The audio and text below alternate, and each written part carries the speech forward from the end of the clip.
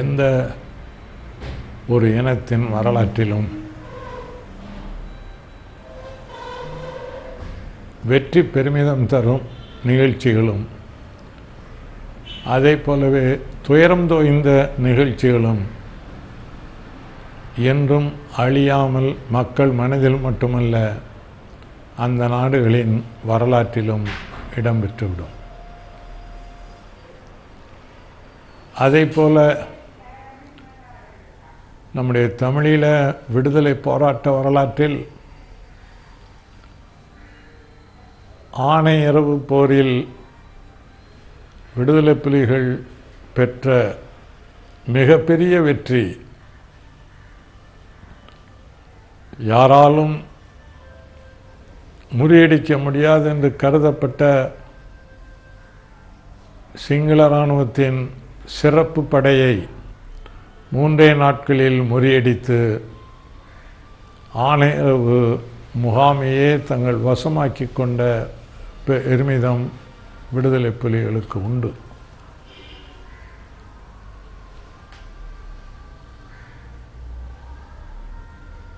ஆணையரவு போரை பற்றி அமெரிக்க இராணுவ பயிற்சி கல்லூரியிலும் பிற நாடுகளின் இராணுவ பயிற்சி கல்லூரிகளிலும் இன்றைக்கும் பாடமாக சொல்லிக் கொடுக்கிறார்கள். இந்த வெற்றி பெருமிதத்தை போலவே முள்ளிவாய்க்காலில் 1,00,000க்கு மேற்பட்ட நம்முடைய மக்கள் பதைக்க படுகொலை செய்யப்பட்ட நிகழ்ச்சி நம்முடைய தமிழினத்தின் வரலாற்றில் என்றும் மறையாத துயரத்தை தாங்கி நிற்கக்கூடிய நிகழ்ச்சியாகும்.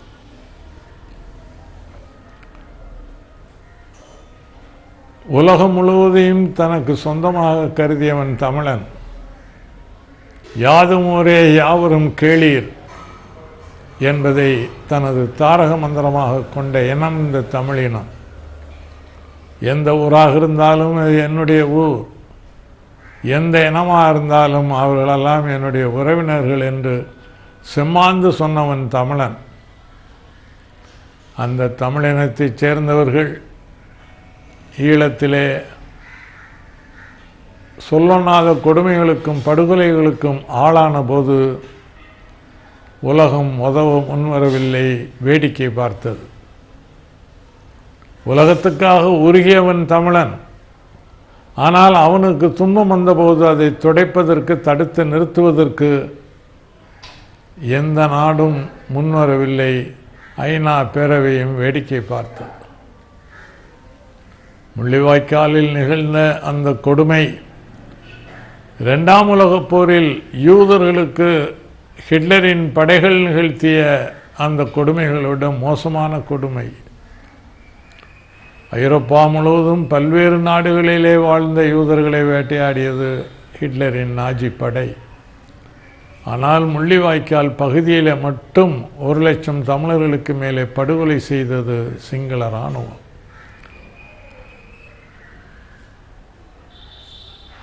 அது தமிழீழ வரலாற்றில் மட்டுமல்ல, தமிழ் இனத்தின் வரலாறு. உலகம் பூராவும் எந்த நாடுகளில் தமிழன் வாழ்ந்தாலும் இந்த நிகழ்ச்சி என்பது என்றைக்கும் மறைக்க முடியாத, மறுக்க முடியாத ஒரு நிகழ்ச்சியாக தமிழர்களின் நெஞ்சங்களில் ஆழமாக பதிந்து விட்டது. முள்ளிவாய்க்கால் கொடூரங்களை நினைக்கும் போதெல்லாம் தமிழினம் கொதித்தெழ வேண்டும்.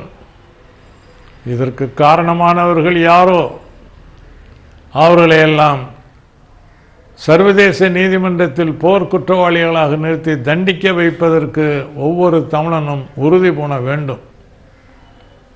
இதை செய்ய நாம் தவறுமையானால் நாம் தமிழர் என்று நாமம் அது கொண்டு இங்கு வாழ்ந்திடுதல் நன்றோ என்று பாடினானே பாரதி, அந்த பழிக்கும் இழிவுக்கும் நாம் ஆளாகி போவோம். முள்ளிவாய்க்கால் நாளில் உலகத் தமிழர்களுக்கு நான் விடுக்கிற வேண்டுகோள் இதுதான். தமிழ் சொந்தங்களே, முள்ளிவாய்க்கால் மக்களை மறவாதீர்கள். அவர்கள் படுகொலை செய்யப்பட்ட போது எழுப்பிய ஓலக்குரல் நம்முடைய செவிப்பறைகளை கிழிக்க வேண்டும். நம் நெஞ்சமெல்லாம் எரிமலையாக குமுற வேண்டும். அந்த மக்களுக்கு இழைக்கப்பட்ட அநீதியை முற்றிலுமாக துடைக்கும் வரை நமக்கு ஓய்வென்பதில்லை. உலகத் தமிழர்கள் ஒன்றுபட்டு நின்று குரல் கொடுப்போமானால் அதை நம்மாலே செய்ய முடியும். முள்ளிவாய்க்காலில் வீரமரணமடைந்த சகோதரர்களுக்கும் சகோதரிகளுக்கும் குழந்தைகளுக்கும் உலகத் தமிழர் பேரமைப்பின் சார்பிலே வீர வணக்கத்தை செலுத்தி விடைபெறுகிறேன்.